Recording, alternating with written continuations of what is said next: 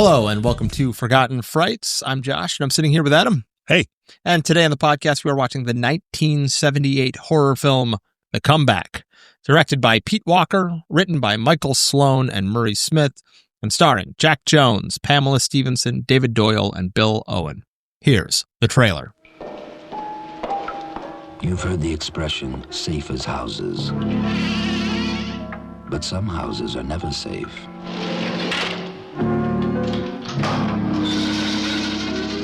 Some buildings have an aura of evil, an atmosphere heavy with impending doom. And some people, some very unlucky people, cannot see it, they cannot hear it, or even feel it.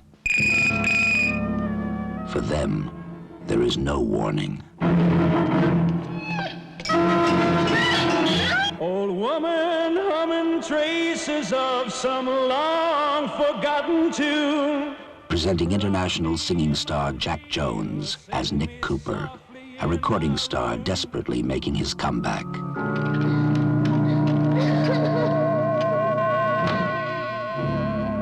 Nick, there's something strange about that place. I was frightened, terrified. There are voices that fill the night with faceless fear and the grim promise of death.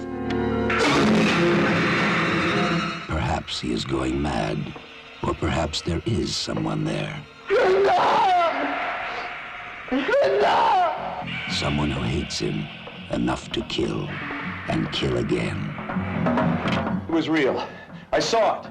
She tried to destroy you, Nick. You're frightened. I wouldn't let anything happen to you. You killed her. Killed who? Starring Jack Jones as the idol of millions, he becomes a target for terror, a man fighting for his career and for his life in comeback.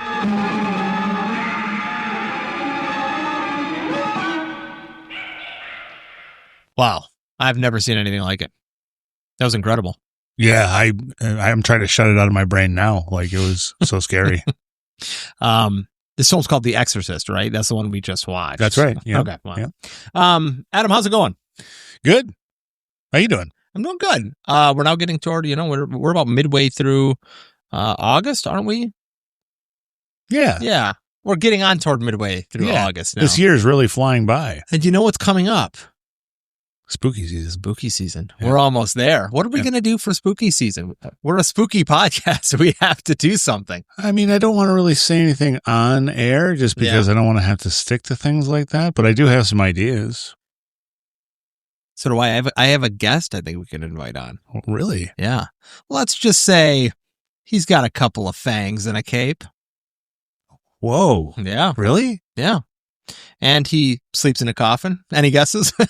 I mean, I'm going to have to go with Dracula. Yeah. And if I can't get him on, I think I can get an email I can read aloud. Nice. All right, cool. Yeah, so we should definitely do something because, the trees are changing color. It's definitely not bright and green out right now, but more like a nice golden glow. Yeah. Yeah, for sure. Yeah. You're talking about the Dracula who lives on the boat, right? The Dracula who opens doors, of course. Sure. The one and only. Yeah. I mentioned it last time, Adam. We're kind of just we're chugging along here on Podbean and Spotify and all those things. If you're a loyal listener, that is anybody who's gone back and listened to podcast episodes, feel free to shoot us an email at forgottenfrights@gmail.com. But, any corrections or we would love trivia tidbits on the podcast. So, if you want to send, or just you want to say hi or hello, or that you're enjoying the podcast, or that you really don't like it and you have a myriad reasons why, list them and I'll read them on the podcast if you're interested. That's what the internet is best for, is to tell people that they're doing bad things. I can only imagine that the people that listen to this podcast only enjoy it and definitely don't take issue with no notes. I'm not annoying at all. No. No. So we are reviewing the 1978, your recommendation, I don't want to put you on the. Oh boy! I don't want to. I want to say this is your fault, but we are doing the 1978 horror film, The Comeback. Before I give you the taglines, Adam, I'm just curious as to why you recommended this film, and I'm laughing, but I think you might. Maybe you'll be surprised with how I felt about the film. Maybe you won't. I don't know. But why this film? So I'd like to say that there's a long story involved, but really it's just it's you watch enough movies on like a Tubi or even a YouTube, and it's like eventually the algorithms will find you and say, well, here's this. And I have the patience for these things, and this was one of them that popped up, and it's just it's a weird little movie, and it's got some pretty ghastly things in it. And it's kind of a whodunit of sorts, and I don't know. It's not my favorite movie by any means, but it's one that I'm glad that we're talking about it for sure. Did it remind you of any films we've covered on this podcast? Now that you mention it, it kind of reminds me of Madhouse a little bit. Absolutely. Yeah. Peter Cushing, Vincent Price. It's definitely got that vibe to it. And as the movie was chugging along, I was actually kind of like, I see why Adam recommended this. His algorithm is all Madhouse related. All movies like Madhouse. You say like if you just watch Tubi or Amazon or whatever enough, eventually a film. I have no doubt that Rituals, one of the films we reviewed, that would have popped up on my algorithm eventually, and I'm sure that I probably passed by it at some point. But you're absolutely right. I think there is there are some clear lines here with a lot of the films that we've covered already, from Madhouse to The Comeback to Rituals to Theater of Blood even.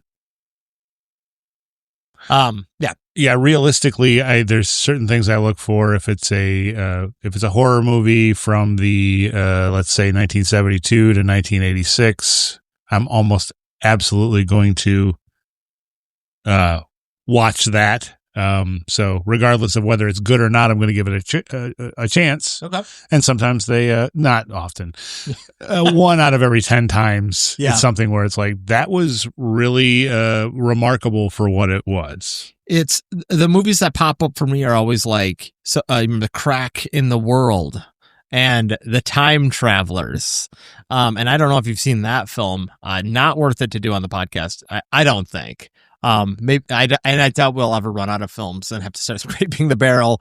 But that was just a film that popped up that I'm like, okay, so it's sci-fi. There's like some horror elements to it. It's a little H.G. Wellsy. That's up my alley. I like films like that. And you don't always get The Comeback. Sometimes you get I don't know. I don't even, the fall down, the flop over. I want to make it clear that there's no part of this movie that I think is a perfect film. But there's enough elements in this movie where I think it stands out. Yes. I guess that's how I look at it. Yeah. I want to say more of this for the end, but for sure. There's there are really, there's some cool parts to this. Are you ready for the taglines, Adam? Oh yeah. Millions loved him. Could someone hate him enough to kill and kill again? That's pretty on the nose. That's pretty on the nose, yeah. How about this one? A scream is not a scream unless it's heard.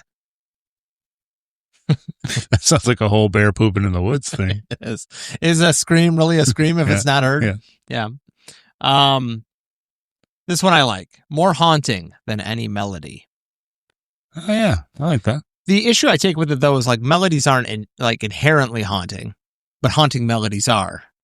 So it's saying more haunting than any melody. But what if it's It's Not Unusual by Tom Jones? It's just that's just a melody, like a pop banger from the Doodletown Pipers or something. Because they could say more haunting than Tom Jones's "It's Not Unusual." Yeah, what's up, Pussycat? It's haunting. Last one: is she the victim of a bizarre murder, or will she be back? That one's confusing. It really is. That's another movie. I'm not sure. I kind of want to see it. That is a different movie. What's that? 1979 on Tubi. Yeah. The last one is really confusing. Will the town of Amityville be closed for the summer? But I think that's just Jaws. Not if the mayor has anything to do with it. That is actually a different film. So I'm not sure. Are you ready to get into the comeback, 1978? Yes. All right, let's start. Our hero, Nick Cooper, is aboard a plane flying from the U.S. to Surrey in England, London. I think it's one and the same. Meanwhile, his ex-wife, Gail Cooper, goes to Nick's apartment in London to take some valuable items. This is where I'm not sure. So Nick was in the U.S., traveling to London. His ex-wife was already in London. Correct. Going to his flat to get some of the things from the like divorce. Personal effects, yeah. What I found is that Nick Cooper is like Robert Redford, but he doesn't enunciate. Like his acting style? I would say like just kind of the way he looks. He's a mixture of, I said Robert Redford and a little boy with a woman's 1950 wig on. I think he's like a mixture of the two. The Redford thing is, I can kind of see it. Yeah. I just thought he was the blandest looking guy I've ever seen. And I was upset in the beginning because I'm like, I can't understand what he's saying. Because everything he said, he was just like, hey, what's wrong? But then I was like, the audio cleared up as it went on. But he's got some amazing line delivery in this movie that we will get to. But yeah, kind of I was getting like a Robert Redford thing. As it went on, I was like, he's just a little boy wearing a wig. Yeah. He's I like that a yeah, lot. he's trying to be like a guy, and he's like, I don't know. He's like a 10-year-old. Yeah, kid. like every fifth line he says, he's like, I'm a big boy. He's like, listen here, mister. So Gail, his ex-wife, while she is in his flat, she takes a phone call from a reporter who asks her about her and Nick's divorce. This is kind of when we figure out the two are estranged. And then Nick, it turns out, has been on a 6-year hiatus from music because the reporter asks her about it. Sorry. Go ahead. It sounded like you said we're going to say a 6-year. I hate this. Sorry. No more music. Freudian slip. It's talking about the film. So a hiatus from the music industry. And then, yeah, she's just kind of like, and I don't want to talk to reporters, but you can call him this afternoon because he should be here. So we're finding out Nick is traveling from the U.S. to London. He'll be back to his apartment. But then he's also talking to Linda, who is his new assistant, at the airport as he's getting into the car. Well, Linda is the assistant of Webster, and she comes to pick him up from the airport. Okay. So, yeah, because and that was confusing for me because it seems like she was helping throughout the film him, but maybe she was just helping Nick on behalf of Webster. Correct. Okay. Yeah, Webster kind of directed her to help him getting set up at his new studio with the bees. Just so that we clear this up too, she takes the phone call from the reporter, and then it's clear that there's somebody else in the house, and she's murdered with a sickle by a masked assailant. Yes. So, yeah, and I wanted to talk a little bit about this because we get this hag, this person with a hag mask. It's just like an old lady mask. I don't know. Wikipedia kept calling it a hag mask. I was like, it just looks like it's like an old lady mask. So yeah, she jumps out with a sickle and starts slicing her up. And at one point, her hand goes flying off. She cuts her hand off with the sickle. It's just very as you mentioned, it's very grisly, and it's like it's very rare that you see in these movies where like appendages and pieces and bits are like flying off of people.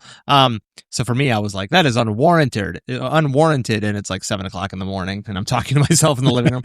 But yeah, pretty gruesome, pretty grisly there. So Nick, who arrives in London, he meets with his manager, Webster, about the new album. They discuss the fact, okay, you haven't put out a new album in a long time. We need this. Done in this office setting too. I just want to point this out because it happens a lot. Before Webb even gets over to talk to Nick in his office, he wipes blood off his hand. This movie has a lot of red herring, just misdirections. What I said was, I made a note of it. Where did I put that? Hold on, I have it here. I'm just reading through. I will find it. It's in here. Okay, it's right here. I said everybody in the movie is like, I could be the murderer, but I'm probably not. Yes. So there's a lot of that going on where it's just everybody he meets is like, Yeah. They're like holding a sickle. They've got blood on the front of their shirt. They're like, I hate you, Nick Cooper. And then he's like, are you the murderer? They're like, no, I would never do that. And it's like, oh, okay. Well, moving on. So, Nick then travels to a manor, the manor in Surrey that he was intending to go. Do we get into why he took 6 years off? Yes. Of music, what the reason was there? So later in the movie, Webster is being asked by one of the backup singers if she could have a private audition with him. Yes. Yeah, which turns into a flashback, which involves then Gail and Webb. And Webb is basically, she's basically saying that, I think she's talking about how Nick needs a break. Yeah. And Webster's like, he needs to go to the ridiculous. U.S. to write New York music. Right. And Webster is just, he's totally against it. And it just adds to the whole like red herring part of it where it's like, I don't like Gail. When he comes back, I will make sure I murder his ex-wife before he gets back. Right. Yes. With a sickle. Yes. With a sickle. Right. As he's coming into the, right. And not a moment too soon. Right. Also do want to point out too that like when the hag comes out and starts murdering Gail, there's like the movie Basket Case with that little monster in the basket. Mm-hmm. And when he comes out, he's like, oh, he's like screaming. That's what the hag is doing. It's just like the hag is like screaming. It's like these like, it's unsettling. Yeah. It's these very sorrowful, like, it's almost like they're horrified that they're murdering. Yeah, it's very animalistic. Yeah. Just, almost like Leatherface. Yeah. Like there's some like, you could add a squealing noise and it would just be like, it would just part and parcel would make sense. Nick arrives at the manor in Surrey where he meets Mrs. Doubtfire. It's Mrs. B. Yeah. Mr. and Mrs. B. And I want to say, she looks, a lot like Lady Lane Fairchild from the Land of Imagination from Mr. Rogers' Neighborhood. Okay. The old puppet? The puppet, yeah, with the red nose. She looks so much like. I thought she kind of looked like the hag. I guess she did a little bit. And then she also looks like Mrs. Doubtfire.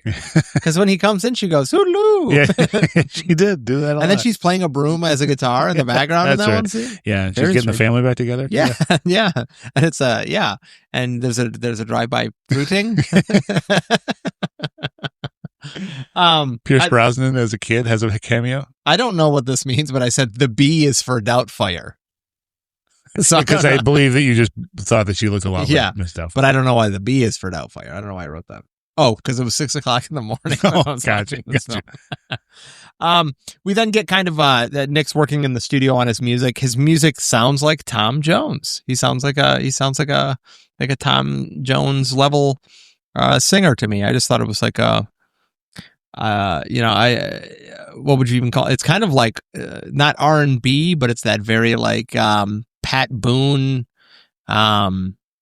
There's got to be a name for it, but that easy listening. Yeah, it's symphonic. I have a lot of symphony work. I have Nick's music equals slow dance at 12:30 a.m. at a seedy dive bar in the 70s. Yes, for sure. And every single song, every time it cuts to him listening to one of his songs, it's always like it's just hitting a crescendo of like orchestration, and the lyrics are like, "When I was a tiny boy." Yeah. It's so weird. Yeah. Very Sinatra-esque, not in his vocal range, but just a lot of orchestration. There's when he's the first time it happens, he's finishing up one of his songs, and the song ends with him just being like, "And she's always in my memories," and the song ends, and he like looks up wistfully and is like, "Yeah, that's good." Yeah, but like, it's not that. I mean, it's not. He's a good. big fan of himself through this whole movie. And his manager comes in, he's like, "That was dynamite." I'm like, I don't. Right. This is what world is this? Yes. Mrs. B does mention at the door and throughout the movie that she and Mr. B are huge fans and they have all of Nick's records. Yes. Okay. Yes. Hold on to that, Yeah. listeners at home, in case you didn't watch The Comeback from 1978. They and know you're just finding about it. They know a lot about him from the teen magazines that he was in. Yeah. Yeah.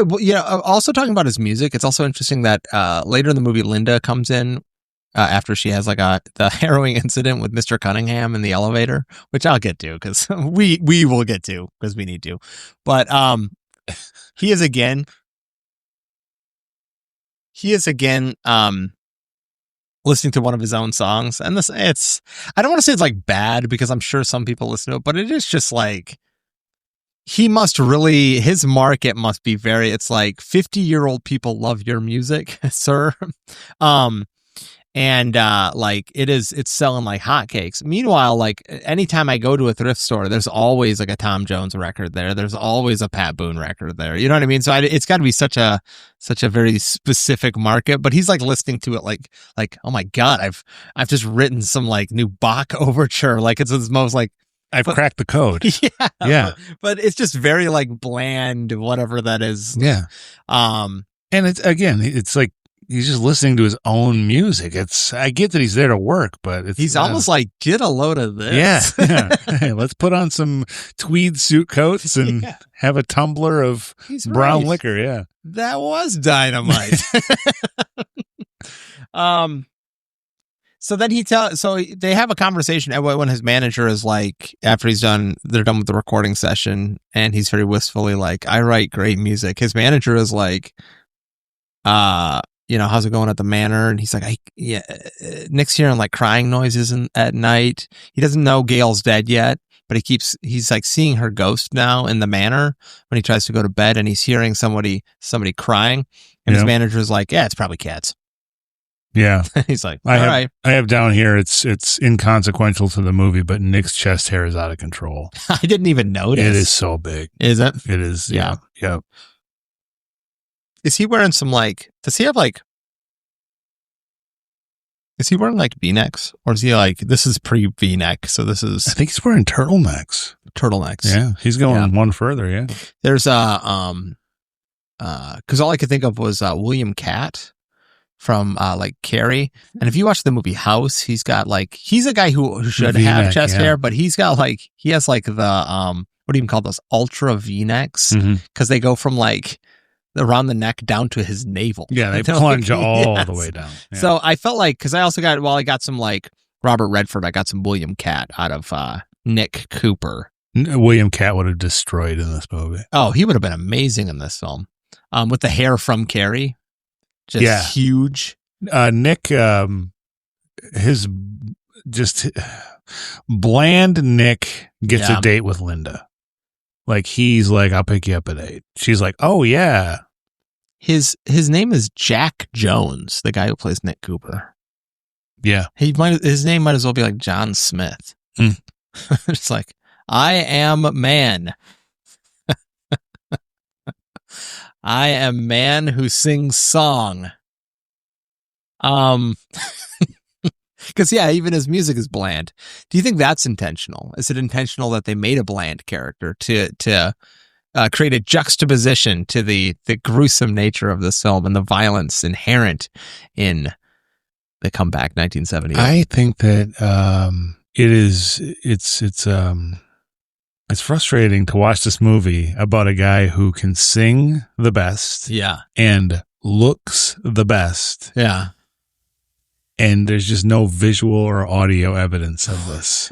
That bothers me a lot. It absolutely is. Yeah, it's just, he should be. Yeah. And I also take issue with music in this film. I take issue that there is music involved in this film. Yeah, I take issue with the music industry being represented in this film. Yeah. And not that I enjoy music, but I don't know why it's even in here. I don't know. Yeah. This is not. This does not need to be. He doesn't need to be a musician. No. An actor would make more sense, I think. Perfect. Yeah. Because this would also fit Madhouse, I think, but it would make more sense if he's doing that. But I don't, because when we get to the end, then it's kind of laughable. Mm-hmm. Which let's push on and we will get there. Yeah. I just want to stress the fact that I don't like Nick Cooper. I don't as well. I'm not a fan. So everybody, yeah. So this is where we go. Everybody in the movie is like, I could be the murderer, but I'm probably not. This is where I have this written because he's like constantly. It just seems like everybody he runs into, Mrs. B, Mrs. Doubtfire, her husband, Webster. I think Linda's even a little suspicious at some point. She covers up when Webster's bleeding in the beginning. She covers the towel so nobody can see the blood. Yeah. So everybody's out. I think Nick's even like, did I do it? He's just looking shifty for no reason. Yeah. Well, that's a great time to bring in Harry. Nick's getting ready for his his big date, and Harry calls, and Harry's got this thing where he's like, we gotta get your stuff out of that apartment. Like, it's so important to Harry. So that's where I wrote that line, because he's like, we have to do it now, tonight. And we as the audience know Gail is in there because we keep flashing back. Yeah, his ex-wife is just like, at first she's dead. Yeah. The next flashback, she's like, it's really bloody. The third, there's maggots on her. It just keeps cutting back. It's like, okay. And then eventually we have whatever, it's Mr. Cunningham. Is it like Henry Cunningham or something? Harry. Like that? Or Harry? Harry. And he's like, he's really pushing it. And Nick is like, nah, I got a date with this secretary, and the last thing I want to do is think about my ex-wife. And then it's like, cut to her maggoty face. Right. It's like, Jesus. But that's fair enough. Like, he's staying at a different house. There's really no rush to get over to the apartment. And Harry's like, well, we got to get your stuff. Yeah. And it's like, do we? Right now? Is it necessary? Like, literally, Linda and Nick are sitting at the restaurant. Harry shows up. Yeah. And he's just like, we should go right now. And then, do you want to take this? Like, he legitimately. Yeah, because I don't know. It doesn't make any sense. All right. Okay. So Linda ends up going to the apartment with Harry. But let's really stress this, because Nick and Linda are at a restaurant. Okay. Harry shows up. Harry wears too tight of pants. Yes. He's just a gross dude. There's a picture of Cormac McCarthy, the author, who's got his arm around two people, and he's wearing too tight of pants, and somebody in the comments said, it looks like there's two squirrels fighting in his pants. And this is exactly Harry Cunningham. It looks like he's got somebody who's puppeteering. Yes. But he's this gross guy, and Harry's like, we should go to the apartment tonight. And Linda's like, I would like to see the apartment. And then Nick's like, oh, well, why don't you two go? Yeah, weird. Like, we'll stop doing this date right now. Yeah. And then you, Harry, the weird guy, my right-hand man, and then Linda, this girl. And the fact that Harry's his right-hand man speaks more about Nick than anybody. Again, yeah. And so they're in an elevator going up to Nick's flat. Yeah. And Harry has a monologue. And he's like talking about like specific like breast types. Yeah. And about how like nips work when they're when chicks are scared and when they're not. And then he's like, Linda's like, ugh. What hers probably look like. Yes. And he's going, how beautiful she is. And he's salacious. He's like, this is like, ugh. Yeah. And you're like, as the viewer, you're like, oh, like, okay, so Harry's like a murdering gross dude who's going to do this. And Linda's like, oh, you're disgusting. And then at the end of it, Harry's just like, well, anyway, I brought the wrong key. Let's go home. Hey, we got to go home. And so there's this whole scene for nothing. Yeah. Just for Harry to be really gross. And then, it's just like, and then that's when Linda comes back and she's like, and it's such a non-essential scene. It doesn't have to be in the movie. It's gross. It's weird. It's so non-essential that literally Linda walks through the door when Nick is listening to his music. Mm-hmm. And she's just like her expression and the way she carries herself, she's like, ugh, that was weird. Right. Anyway, like it's like a non sequitur. Yeah, it was horrible. What a traumatizing situation. She's like, yikes. And Harry the whole time was like, yeah, and then you know what else is. And then so she gets into the apartment. She gets in the apartment, says there's something weird about the apartment. That she never says anything about Harry. Something weird about Harry. She didn't say anything about Harry. He's gross. And then Nick says, Harry is all right. And then he kisses her. That's so weird. Yeah. Yeah. And she's like, yeah, cool. Do you think Harry gave him the same talking to when Nick was going up the elevator the first time? He's like, I know exactly what's going on over there.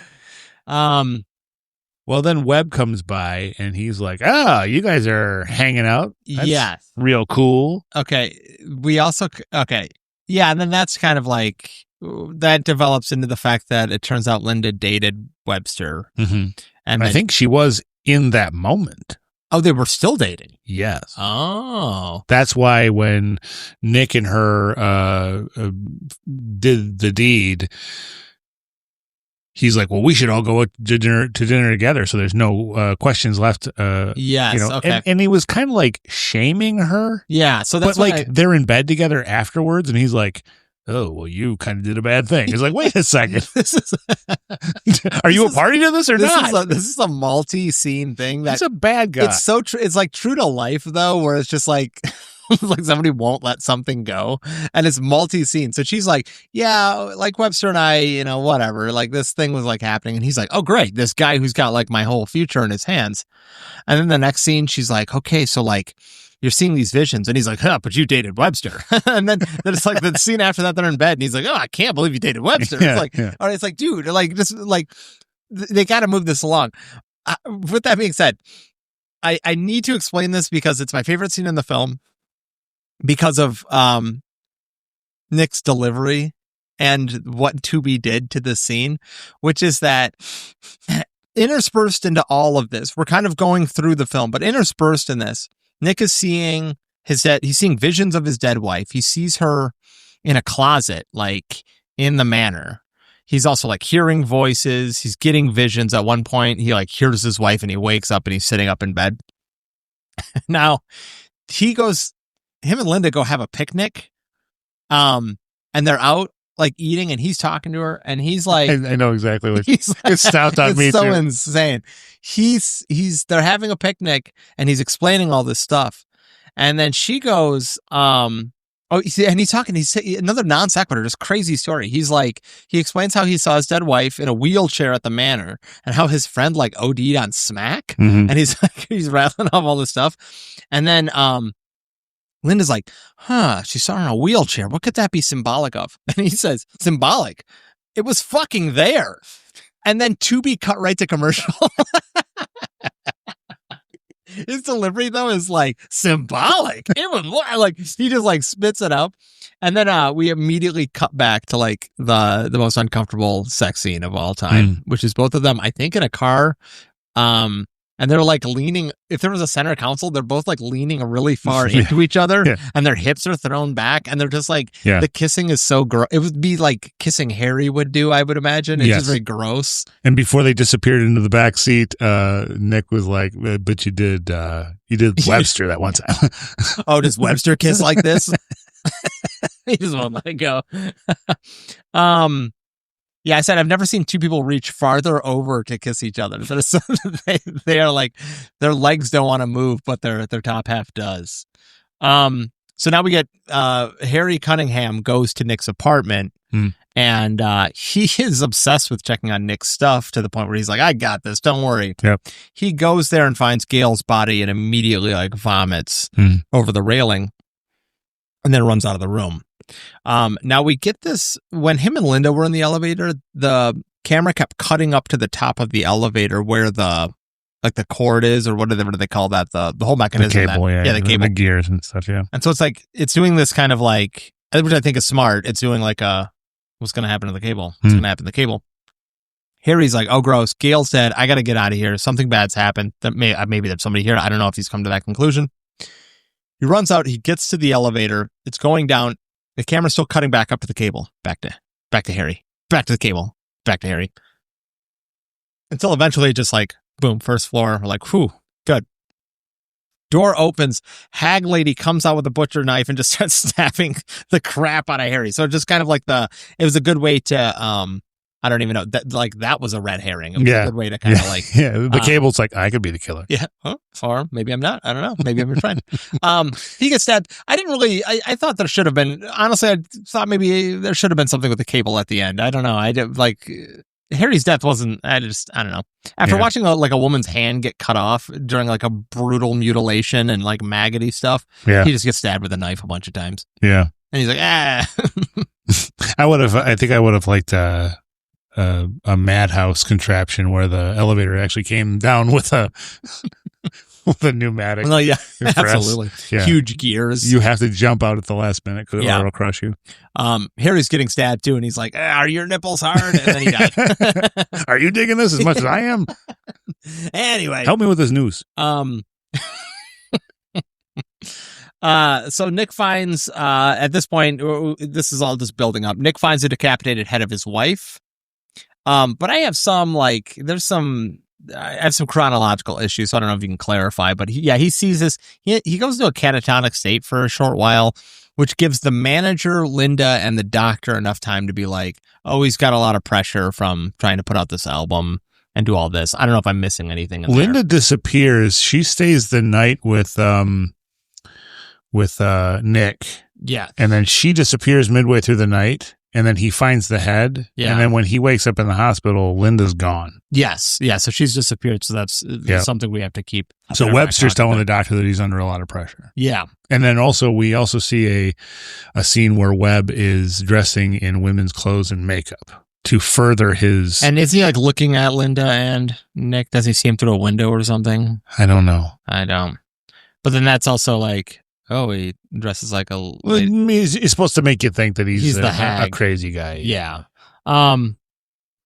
So Nick continues to hear the crying woman in the manor. It's just kind of like a pleading, and he goes to look for it in the evening.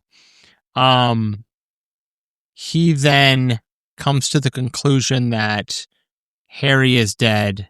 Gail is dead. Well, but did you talk about the fact that he finally goes to the apartment himself? Yeah, so that's where he comes to the conclusion is that he goes there and everything's been cleaned, the carpets, the rugs are different, the walls are scrubbed. Yep. And the line delivery there is also like he's on the phone and he's like, it's very inorganic. It's very like everything's been cleaned here and it smells like septic, or it smells like antiseptic. And everything is so clean. Like it's delivered in a way that only a writer could write. And he doesn't interpret that at all. He's just like, the floor is cleaned with bleach and it smells like antiseptic. Was he on the phone there, or was he talking to Mrs. B in the kitchen? I think he's on the phone, and then it cuts to the kitchen because somebody calls or he calls somebody while he's there. Maybe it was Webster, because Webster's like, don't tell anybody about this. Yeah, I wish because I'm Webster and I want you to believe I'm the killer. Yes, don't tell anybody because I got to sharpen my knives now. Am I the killer? Wear my dresses. I'm crazy. I'm crazy. It's 1978. Let me. He's in the kitchen with Mrs. B. Yes, and he's basically just talking about. This is also crazy. This is an insane reveal. He's like, I think somebody killed Harry, and she's like, oh, really? And then he's like, yeah, everything's cleaned at the house. Oh, well, how helpful is that? Yeah, and it's just like. Yeah, it's weird. Yeah. And then she's also like in the fridge, and when she pops up, she has like pie all over her face. That's right. Yeah. And I was like, oh, so it is kind of Mrs. Doubtfire still. So yeah. This reveal is crazy because it comes out of nowhere. It took me by surprise, and it took Nick by surprise. So again, I was reacting like the characters in the movie. I was like, whoa, what's happening here? But what is it that sets her off? Because I don't remember. It goes from him being like, yeah, things are kind of weird, to then a hag running into a room with the axe and like hitting the table he's eating breakfast at. No, so she disappears from the kitchen like while he's talking about why the apartment's weird and why he thinks Harry's dead. Yeah.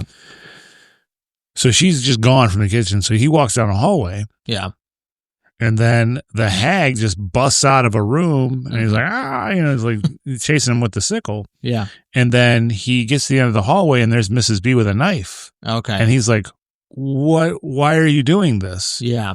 And then she does the old man Jenkins reveal. She does. Yeah. Just. And it's the explanation is so crazy. It's so crazy that, and this is part of the thing. Really bothers me. It's really so.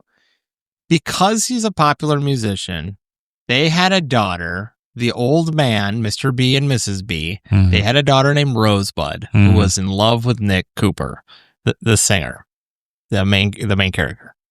She then found out that Nick was getting married to Gail. and fell into such heartbreak, Rosebud did, that she drank poison Strychnine. and on a bed with all of his photos all over the place. Mm-hmm.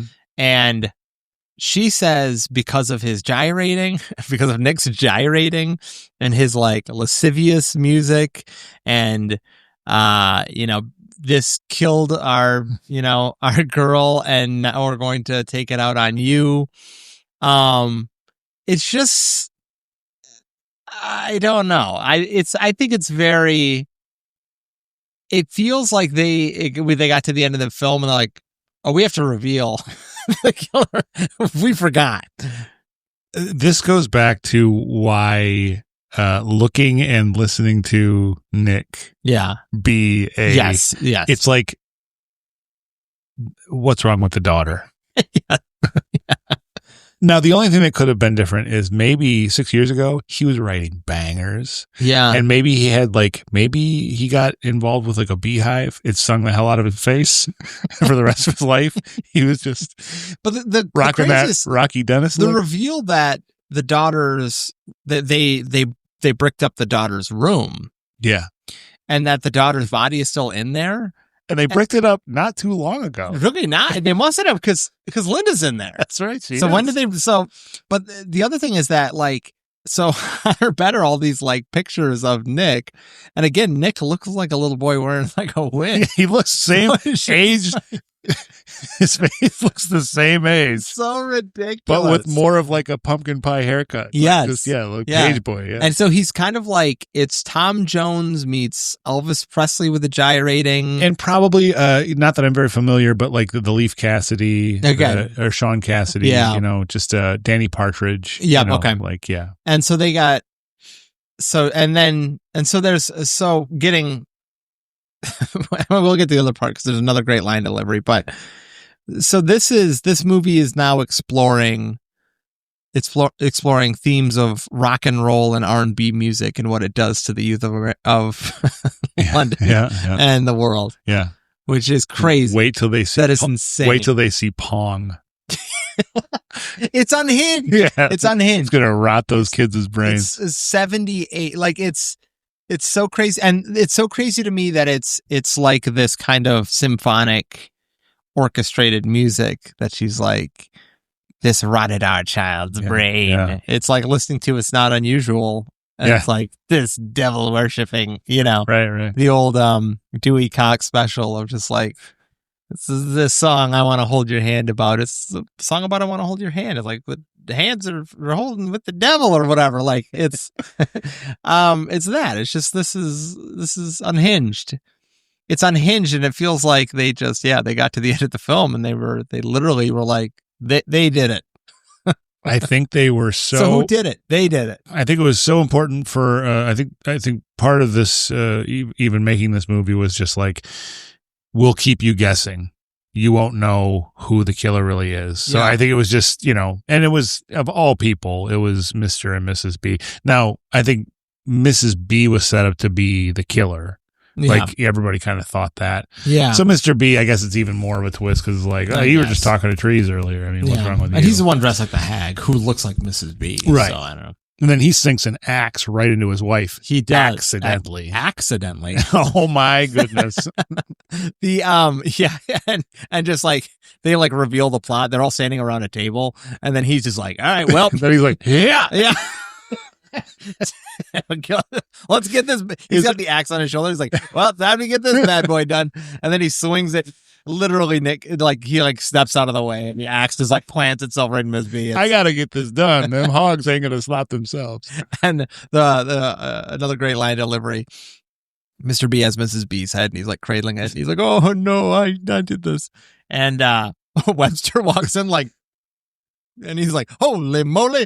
And he literally is like, he says, "Holy shit!" Yeah. And Nick says, "What kind of pills do I take for that?" Yeah, Nick's got a bloody axe in his hand because he pulls it out of Mrs. B's body. It's like I love that line. Wrong movie. Yeah.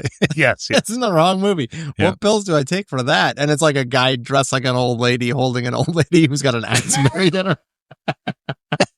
So crazy. At that point, he's got the axe and he hears tapping, and that's when he discovers Linda's upstairs in Rosebud's old room. Yep. He breaks the wall down with the axe, and then they embrace. But Linda's still like, because the movie's poorly plotted and poorly explained, in many ways, Linda has to give like a final moment of exposition where she's like, they explained to me that they killed Gail and they also killed like we know, everybody knows. You don't have to tell us as the audience. Like, we saw it with our eyes. You don't have to explain it to him because like we saw it. Right. Like, what are you doing? But then the movie ends and it's just very. Yeah, Webb's just like, let's get back to work. And then Nick looks up in the window and his wife's there and she kind of waves goodbye. Okay. Yeah. I think I was checked out at that point. Yeah. you saw everything that was like, important. mystery over. Yeah. And I hit stop. Now, I was kind of hoping for like a Murder on the Orient Express ending where like Webster walks in and he's like, I did it too. And then Linda's like, yeah, me too, from up top. And then he's like, what the hell? Like, why is... And then that's just the movie. And then we all murder Nick. And we just want you to stop singing. Hey, we listen to your music. It's pretty bad. Somebody already did this. Oh, okay. Roll credits. There's nothing quite like a movie that ends with the main character shrugging and going, all right. You got me. Okay. That is the end of our summary of the film. Adam, anything you wanted to add about the plot or the shocking conclusion of the comeback? No. Yeah, I don't, I guess the only other thing is the title of the film, which is The Comeback. And I guess we could talk about this in likes and dislikes, but, so he's coming back after 6 years. Mm-hmm. Does that relate to anything else? That the old Mrs. B and Mr. B are coming back to kill him too? I guess you could kind of say that about, I mean, Webb came back to the house at the end of the movie. Yeah. So like they should have made Webster do it and then called it a web of lies. That's pretty good. Yeah. Yeah. Web of deceit. Yeah. Instead of like, or like Mrs. Doubtfire did it. The Doubtfire murders. Diefire. Oh, Diefire. The B stands for Doubtfire. That's right. All right. We will take a break. When we come back, we are going to go over, Adam, if you have something, I don't know if you have something prepared. I have some additional like background trivia. I have some comebacks to go over. Oh, cool. Okay. So we'll go over those and then we will get to our likes and dislikes. So stick around.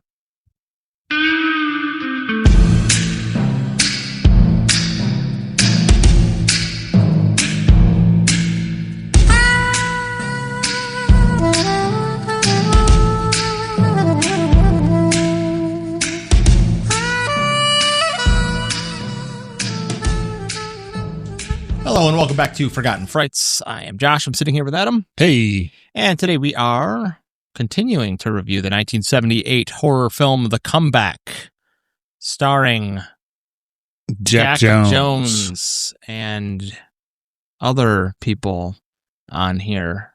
I have Jack Jones, Pamela Stephenson, David Doyle, and Bill Owen, directed by Pete Walker. Adam, I believe you said you had some comebacks for this segment, so why don't you go ahead and take it away? So yeah, I did some research, with some famous comebacks, and I figured we could just go through. We don't have to go through all of them, but just kind of read a name off, and we can kind of just talk about their comeback, and if it even feels like a big time comeback, a little, it's hard to tell. It's like, is a comeback something where it's like, okay, a movie hasn't been made in 15 years, then you make one movie and then you disappear. Is that still a comeback? Hard to say. Okay, yeah. So let's start with Burt Reynolds. Okay.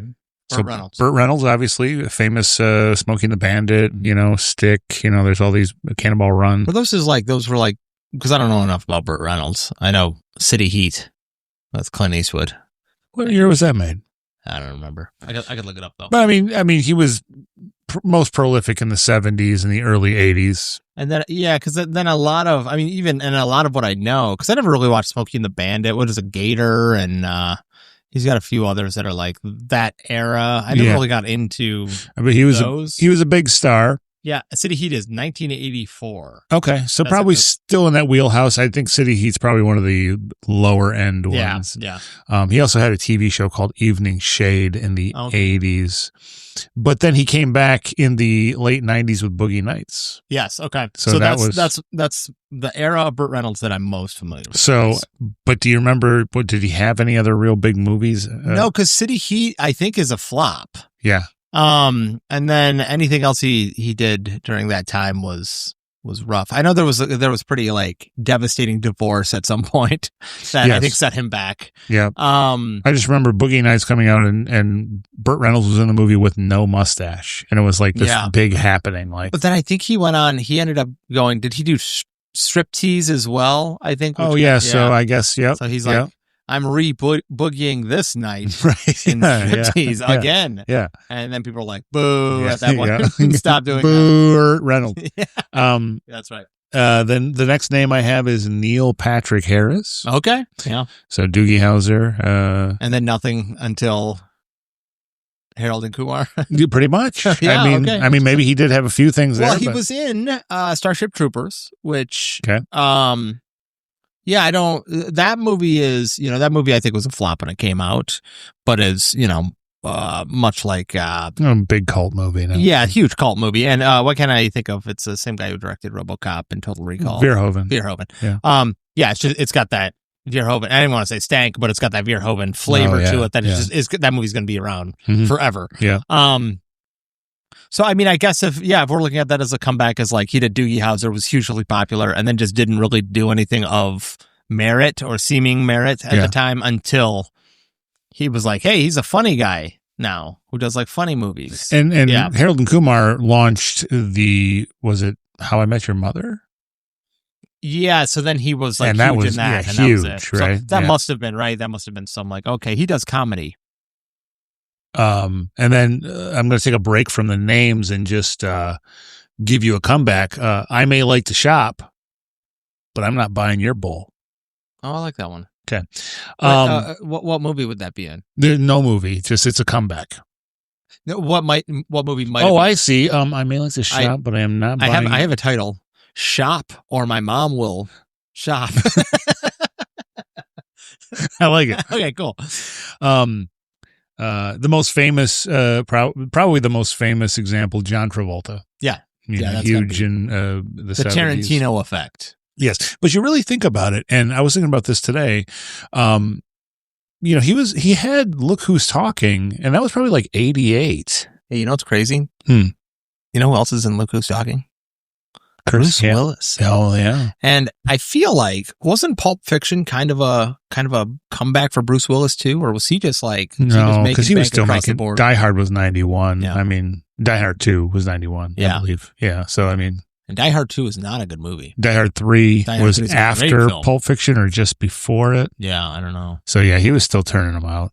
Man, Die Hard with a Vengeance is such a good movie. I would like to go back and watch it. Jeremy Irons. I should probably wait before I say that. But Jeremy Irons eating that hard-boiled egg. Oh, yeah. Man. What's his, he's got a line in that, I can't even think about it. Do you remember what scene it is? It's very specific and I'll tell you later. It's great. It's great. How about Michael Keaton? Okay. I'll be talking Mr. Mom. So Multiplicity. I'm thinking did I say Multiplicity and that's actually a flop? Or was that a popular film when it came out? I think it was an all right. I'm thinking more the fact that he made Mr. Mom, Gung Ho, Batman, Beetlejuice, all those movies. Yeah. And then Gung Ho, I forgot about Gung Ho. Way later, Birdman came out. Yeah. And it was like he had not made something in a while. Is that a yeah, I guess that would be a comeback because that almost seemed like he was in self-imposed exile from Hollywood, right? And I feel like that still counts as a comeback. Yeah, and that's what. Yeah, I agree. I think that's still a comeback. Yeah. Now before we move on though, Gung Ho, is that the movie where the like Chinese are taking over the automotive factory? I don't know what culture wise they might be Korean. Are they Korean? Okay, Japanese. I don't remember. know. But the point being. Yeah. So basically, they come over to the States to work in an automotive, like in Wisconsin or Chicago or something. Is the thematic thrust of that film like we're like American automakers? It's like East meets West. Like, like the Asian folks are just very rigid about how they do things. Gotcha. And then so is this like, so this is like a buddy, like we got to work together to win. It's the cultures like butting heads, but then they learn to work together at the end. That movie always kind of scared me with. And I remember liking the movie, but like, there's probably some things in it that's very yeah. Because I get that confused, and then a film I've never seen that I really should watch, Dr. Detroit with Dan Aykroyd. Because of the weirdness of Nothing But Trouble. Yeah, and my affinity for that awful film. Mm-hmm. Dr. Detroit just seems like another one that needs to go in there, because he's got a Dan Aykroyd. Now that's, I don't know if we can ever fit in a Dan Aykroyd film in this podcast, but he's got one, not that we would ever do, but he's got one with Walter Matthau. I don't remember the name of that one exactly, but I think I know it. It's something, Walter Matthau's like he's in a psychiatric ward. Yeah. And so is Dan Aykroyd. And he gets, that man's career is insane. It's all over the place. Go ahead. You want to do a few more of these? Yeah, it was good. Ki Hui Kwan, okay, who played Data in The Goonies and Short Round in Temple of Doom. Yeah, okay. He I think he won an Oscar for Everything Everywhere All at Once. Oh, no kidding. I don't know if you've seen that movie. No. Pretty mind-bending movie, pretty cool. No, I'm too busy watching horror films from the 60s and 70s to watch anything current. This one I think is one of the bigger ones. Winona Ryder. I mean, you think, from and you don't even think about the movie aspect. Like she had the whole shoplifting thing. Oh yeah, and then she came back after that. So I think that's interesting that was such a such a, like, I don't even know. It's such a cultural touchstone. Yes. It's very weird. Like everybody was making jokes about it. Like it was like late nights. Like this? Now that's like, if that's a meltdown, that's like such barely anything. It scratches like no surface. And then here's another comeback. Did I invite you to the barbecue? Then why are you all up in my grill? Yeah, I like that. Wait. Did I invite you to the barbecue? No. Then why are you up in my grill? Okay. Yeah. Like, I wasn't sure. I was trying to think of what they would say.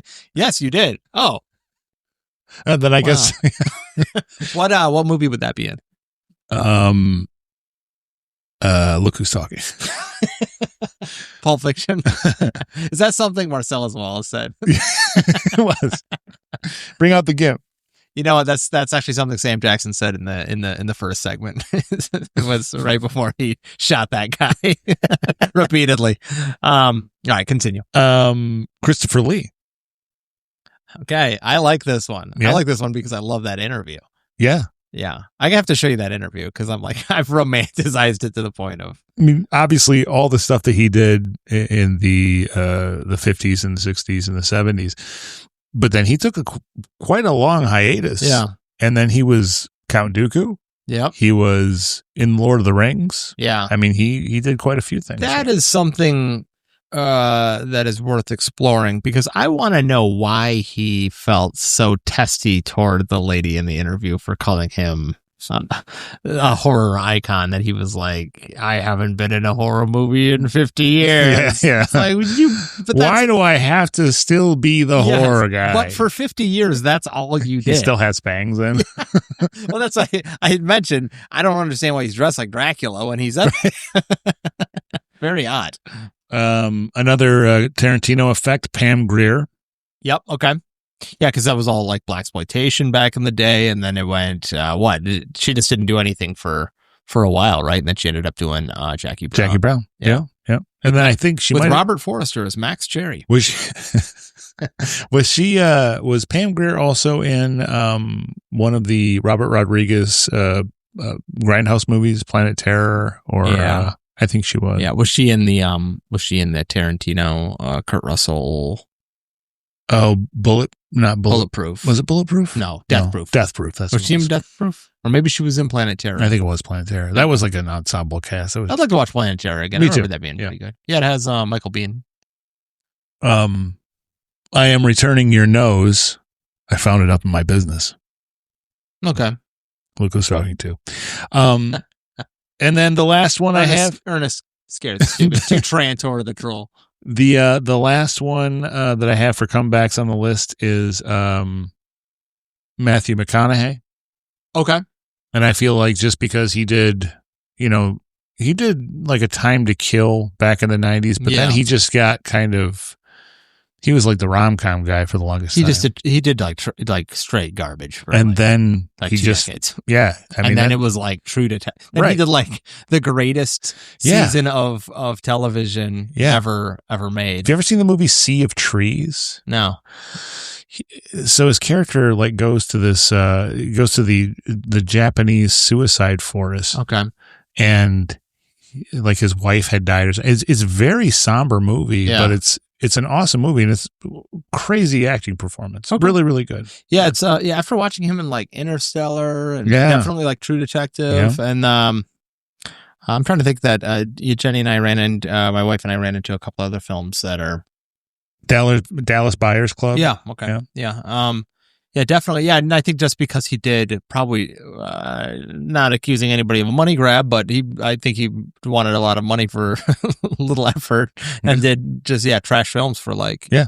Now, with that being said, I believe he's in the film Ed TV, and I enjoy the film. I don't remember that movie. Where it was kind of like they just like film a guy and him living his life, and I think Jenna Elfman's in it. Maybe. Did it come out around the same time as Truman Show? Yeah, I don't probably. All those movies have the same kind of like, life force. They all come around at the same time and they start mimicking like an Armageddon Deep Impact situation. Yeah. Because I mean, if you look back at even some of the crack in the world, that those types of movies, there's just a ton of those. We could go find a bunch. Scientist of Man, Woman Who Loves Scientist. Yeah, because there was the obsession with Deep Impact and Armageddon, and people being like, what is I mean, I can remember being a kid and being out in the backyard of the parents' house and literally looking down the road and being like, whoa, what if a giant like tsunami wave came in and like killed us all right now, or like it was on the horizon, like what would I do? Like that was a like palpable fear I had. And then after watching Out of the Day After Tomorrow, it's just like the instant freeze of like the cold. I'm like, what an incredible threat I've never thought about before. And it's just like, what are we doing here? But yeah, I think it was very real. It was very real fear at a time, I guess. I have a couple of things here, just some kind of background information. Well, kind of just more like trivia. The blood in this film, in the comeback, was apparently outdated blood that was donated from a local hospital. So that must have just been used on Gail's corpse. Which I thought, I don't know. I couldn't verify that. So I thought it was kind of I don't know why you wouldn't just use synthetic or what, you know what I mean? Just something artificial. Yeah, nobody's going to check. Cat Stevens and Ringo Starr were also considered for the lead. Kim Basinger was also considered for the role of Linda. Now, the reason I wrote this down is because you hear this stuff all the time. So-and-so was considered for the role.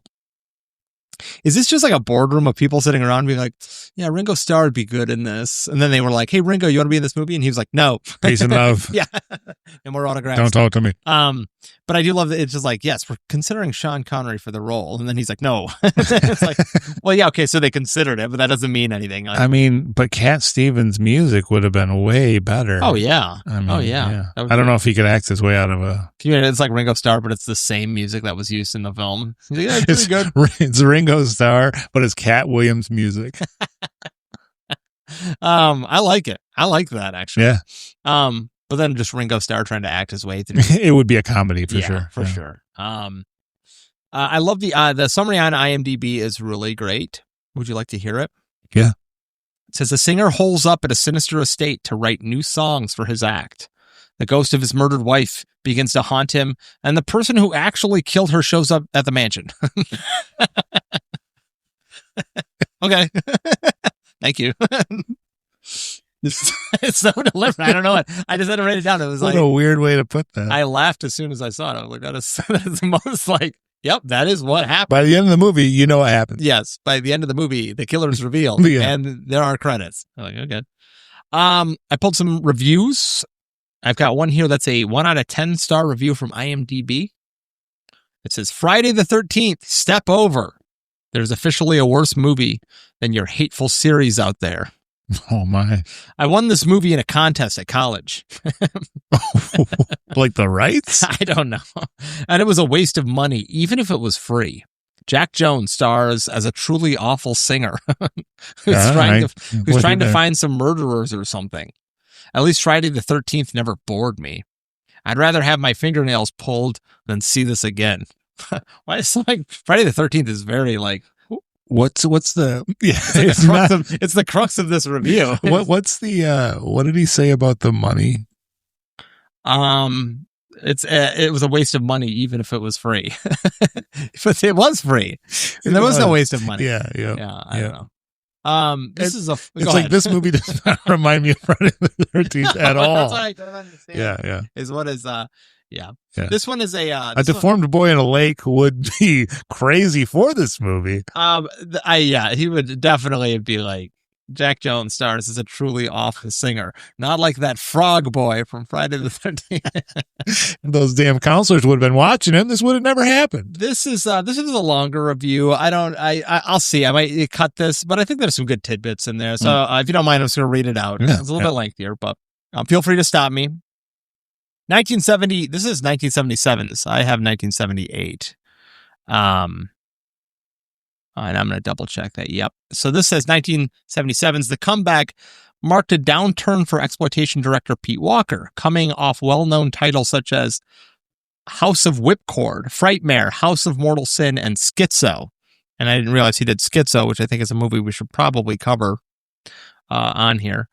Reuniting with screenwriter Murray Smith, author of earlier efforts Cool It Carol, Die Screaming, Marianne, and Four Dimensions of Greta.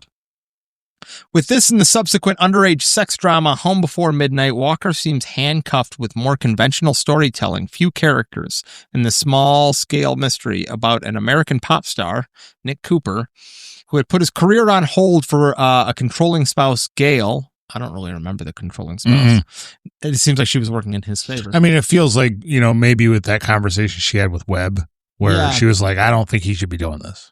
It just seems like she was like on his behalf. Like, I don't know. It seems supportive. Right. Yep. Now a free man working on a comeback album in London, his ex viciously butchered in their former apartment, the corpse occasionally revisited by Walker as it gradually decomposes in gruesome fashion. His manager puts him up at the country manor, with his only companions, the married caretakers, Shella Keith as Mrs. B and Bill Owen as the silent Mr. B, and a welcome attraction towards secretary, I don't like that, towards secretary Linda Everett to take his mind off his recent marital troubles. While the lovebirds spend time together, Nick's buddy Harry is also murdered in the same building as Gail, this time hacked in the elevator after discovering her fetid corpse.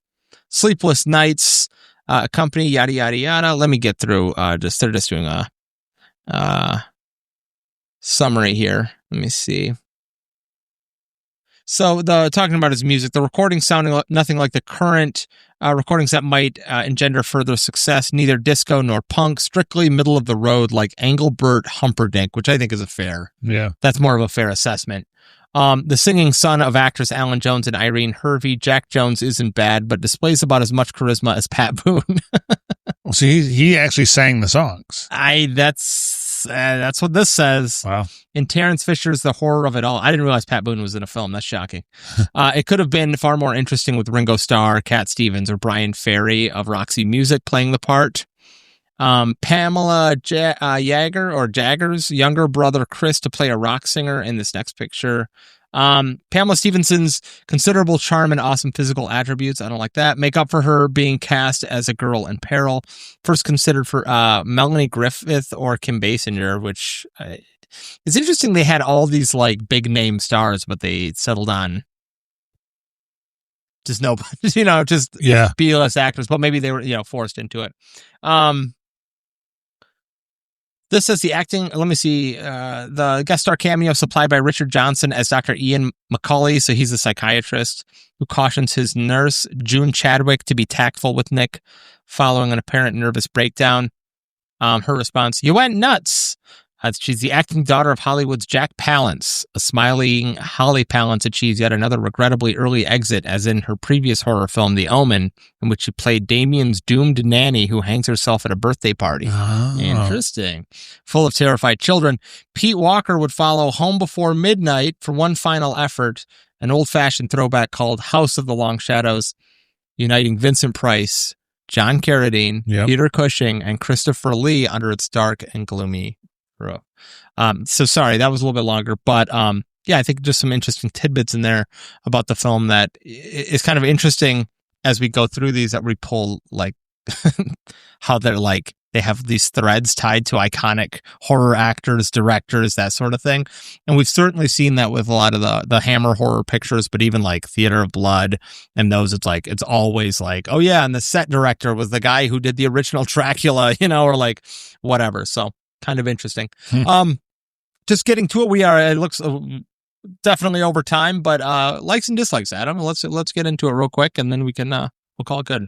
I mean, I think it was an off-putting movie as far as the atmosphere goes. Like even the very beginning where Gail is walking through the basement area, like the catacombs of the building. It's the lift. The fact that Harry makes things. Everybody in the movie is. It puts you off kilter. Like the fact that they want everybody needs to be a red herring, it really puts you off as far as, who to trust. Unnecessary. I really don't like the main character. Like when they go on their date, like she's just asking him about his life, and she might as well. She's just there to be like, and here's another question for your life. And it's just like, he's just, I don't know, like he wants to listen to his music all the time. And I can't believe that you've had relations with other guys. And it's just like, you suck. A great thing to think about when thinking about like the representation of women in film is like, does the male character ask her like one single question about them? Yeah. That reveals anything about them. Yeah. And like, she gets accosted by Harry in the elevator, and he's like, Harry's all right. Yeah. Hey, is Harry a bad guy? Stop asking me questions. What else? Do you think anything else of the film? I mean, I think that I think it's, again, I don't think it's the best movie I've ever watched. I know it's not the best movie I ever watched, but it's for a little whodunit. I mean, I think it was, the fact that it kept you on your toes, you know, obviously once you watch the movie once, you're like, okay, I know exactly, it's not surprising at all. It's kind of like movies like this. It's almost like it's hard to watch the movie again. Yeah. But no, I thought it was a decent flick. And aside from the main character, I liked all the other, the supporting characters. The person who's in 90%. Yeah. I think the biggest, probably the biggest issue with the film is the main character. I think, Jack Jones is like, he just kind of holds everything back. And I think like weirdly enough, his character's tonally weird. His line delivery's weird. His motivations are weird. He's a bad actor. His music's not good. His hair looks stupid. I don't know. You just keep running him down, but it's just not a good, like they needed somebody else. Yeah. With that being said, I didn't hate it. No, I thought it was, I think it's perfectly serviceable as a whodunit. Yep. I think the ending's kind of a letdown and is also weird. Yeah. And frankly, it's weird. Yeah. But I'm glad I watched it, and I will probably never revisit it. And that's all I have to say. I've watched it 3 or 4 times, and I don't think I'll revisit it either. You say until next year, you're like, hey, what's this film? The comeback. Oh, yeah, that's that one. Yep. Anything you want to add? Anything worth mentioning? No, I think we really covered it all. I think we got it. I think we did a good job. I think we did a good job. As stated and as mentioned, feel free to email at forgottenfrights@gmail.com. Otherwise, check us out on Podbean, Spotify, YouTube, iTunes, wherever you find podcasts. Other than that, Good night and good fright.